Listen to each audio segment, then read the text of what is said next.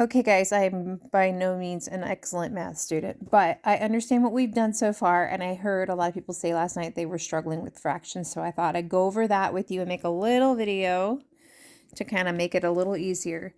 So you can either add fractions, divide, subtract, or multiply, okay? So multiply, we know. So when you're multiplying, you just go straight across, okay?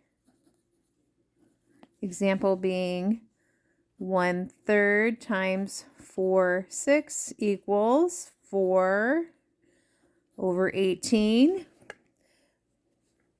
We're going to simplify that. We know that these are both divisible by 2 because these are both even numbers. So if we can't figure out how to reduce this, you can always divide by 2 to, to make it easier. So then that would be 2/9, okay? Very easy. Division is just like, is actually multiplication. Just remember, give this little visual. We don't divide. We multiply by the reciprocal. And what that means is we're going to flip our second number. So let's say we have 1/3 divided by, we'll do 4/6 again, okay?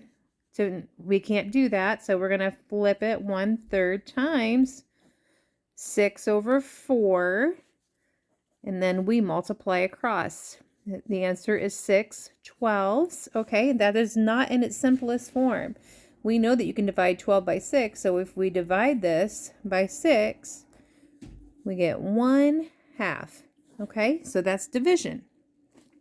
The trickier ones are multiplication and addition, but remember, either when you add or subtract, in order to do both of these, you need to find the common denominator,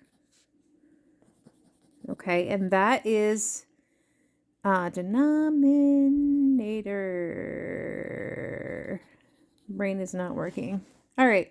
So to find that, we're going to find the bottom number is the denominator. The top number is the numerator.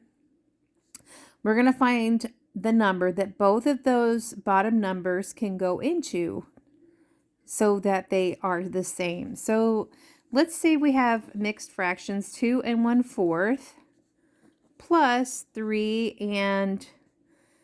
1/6, okay? So first, what we're going to do is turn these into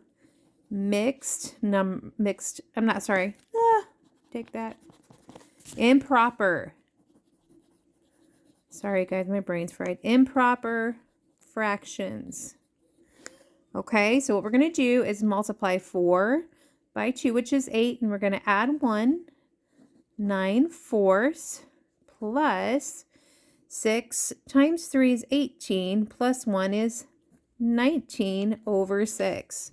Okay, when we can't find the common denominator, we can always multiply these two numbers together and then reduce later if we need to. So 6 times 4 is 24. All right, so we're going to put the 24. We're rewriting our fractions here. We're going to turn these into an equivalent fraction.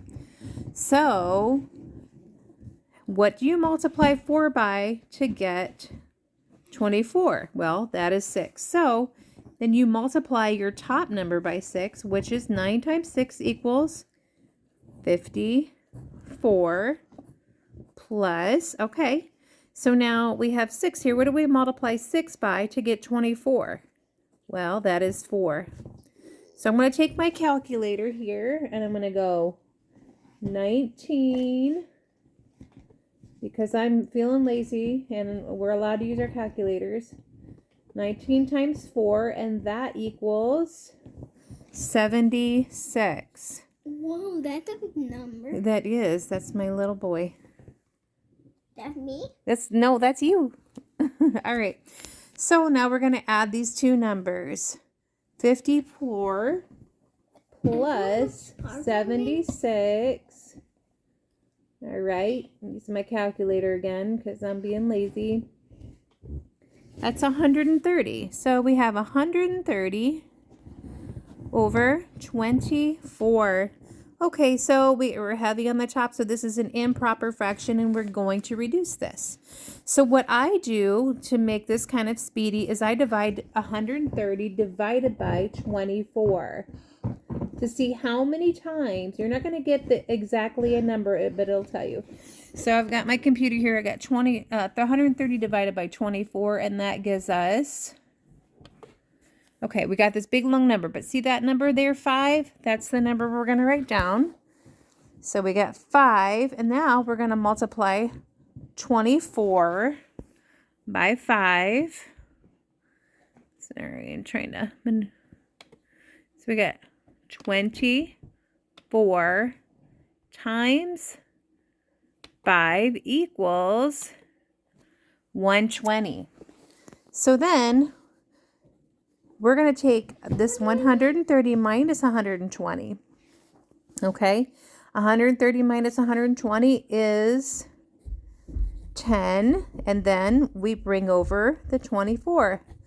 All right, so that is not in its simplest form. We know that we can divide both numbers by 2 because they're both even.